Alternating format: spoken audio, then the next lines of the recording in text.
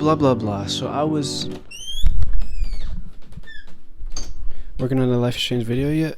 Yeah, I'm literally working on it right now. Why are you even here? Can you get out of my room? Our room? Cool. Can you get out now? Okay, nigga, damn. Hope you know this shit gonna have consequences. Look at that shit. Bitch ass nigga.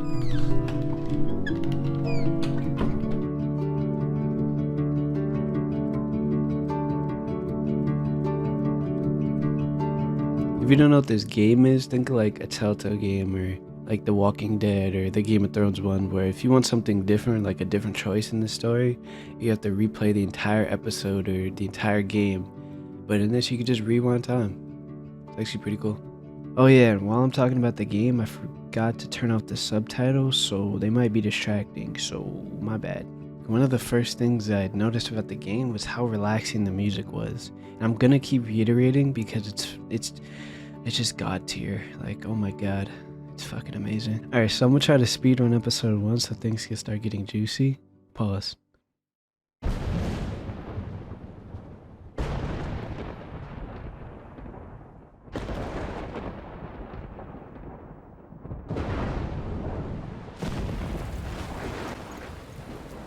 So episode 1 starts us off face first in the dirt in this little forest area.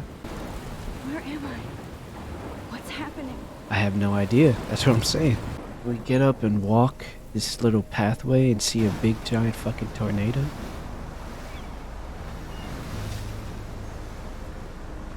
Holy shit. I know, right? That shit big as hell. And then the lighthouse collapses and falls on us and then we die. And when we respawn, we're in one of the worst places a person can go.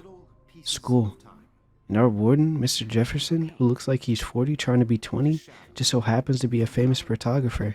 We got some other people in the class too, like Victoria, stereotypical mean girl bitch who sucks up to the old man 40-year-old dude. The other people that follow Victoria around, I forgot their names, but let's just call her the lackeys. You got Kate. Poor Kate. Poor Kate. Sweet Kate. She gets bullied a lot. I know there's more people in the class, but I'll talk about them later or they're irrelevant. Or I just forgot. So once the teacher's done teaching, it just so happens we have to use the bathroom.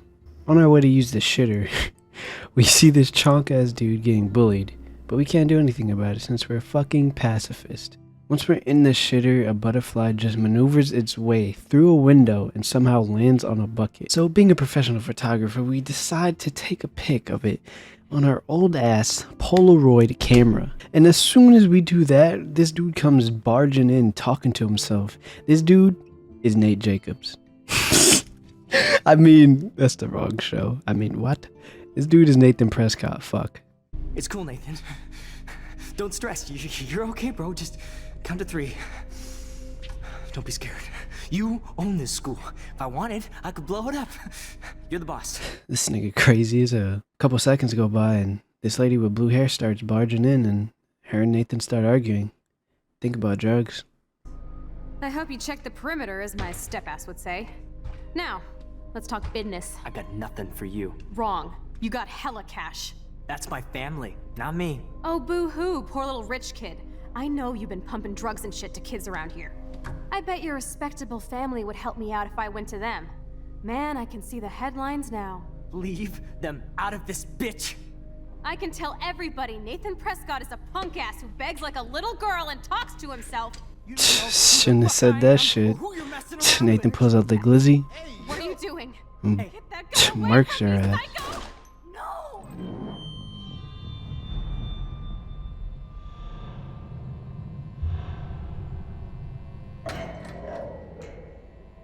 Or not. Whoa. What the fuck?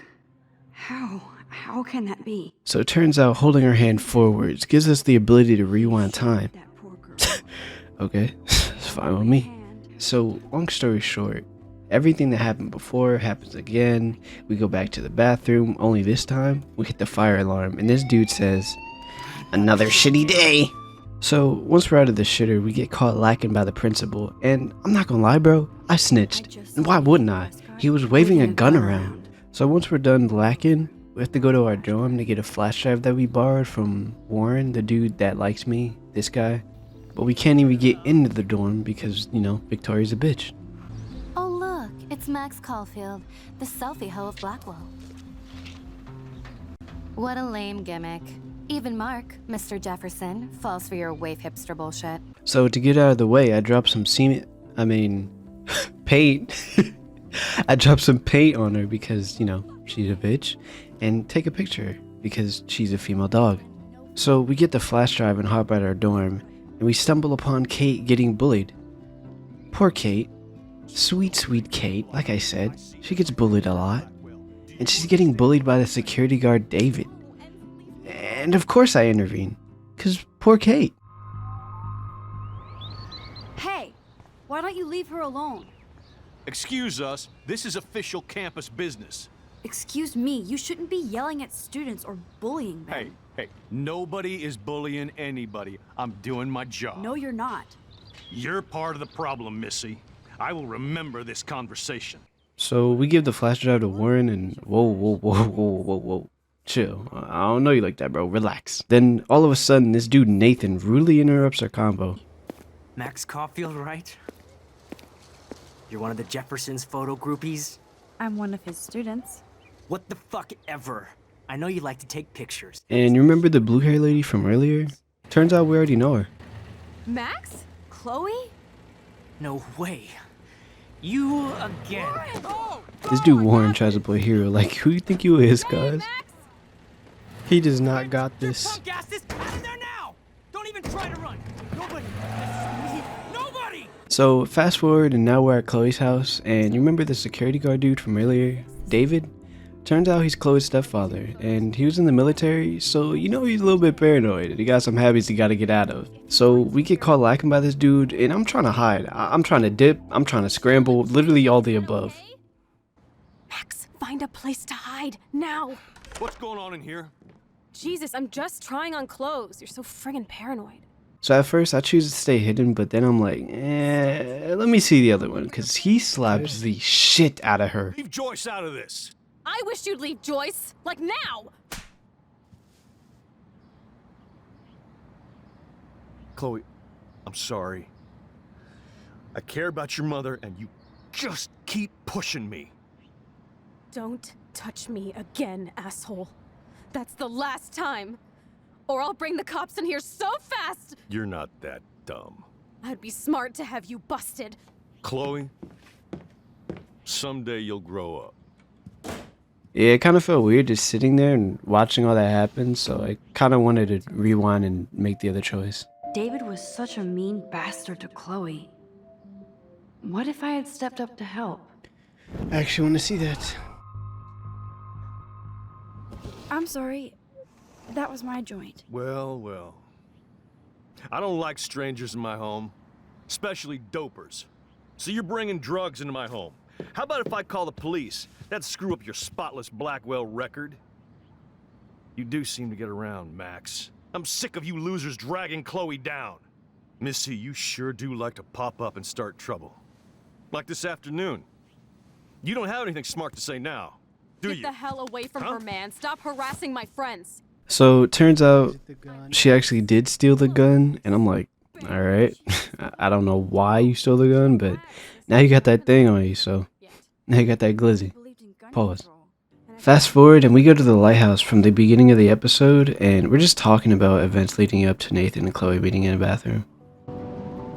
So, what about you and Nathan? We went to his room at Blackwell. We drank, and I laughed at his rich kid bullshit. He was one step ahead and put something in my beer.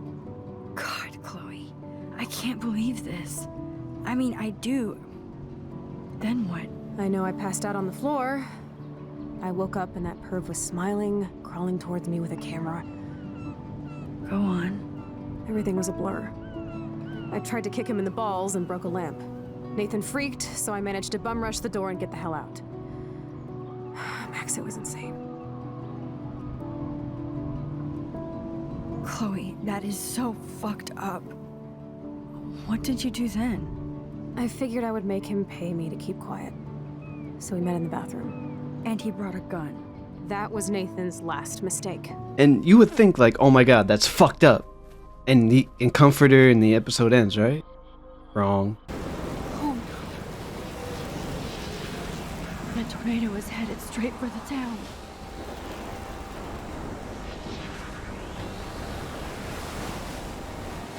Chloe, you're here. I'm back. Oh my lord, this is real. It's real. Oh man, this sucks. Max, what's going on? You totally blacked out. I didn't black out. I had another vision. The town is going to get wiped out by a tornado. Then there's like a montage of people in the town. We see poor Kate crying. Poor Kate. And then the episode ends. So this first episode really gets you to ask questions like, what's the Vortex Club? Who is Rachel Amber? And why is the principal fucking bald? You know, really important questions that you really want to know and gets the brain jogging. All in all, this first episode was a mere appetizer, and it gets you intrigued, and I think that's exactly what it's supposed to do. That's Rachel Amber. Her missing person posters are all over Blackwell. Yeah, I put them up. She was my angel. After my dad died and you moved, I felt abandoned. Rachel saved my life.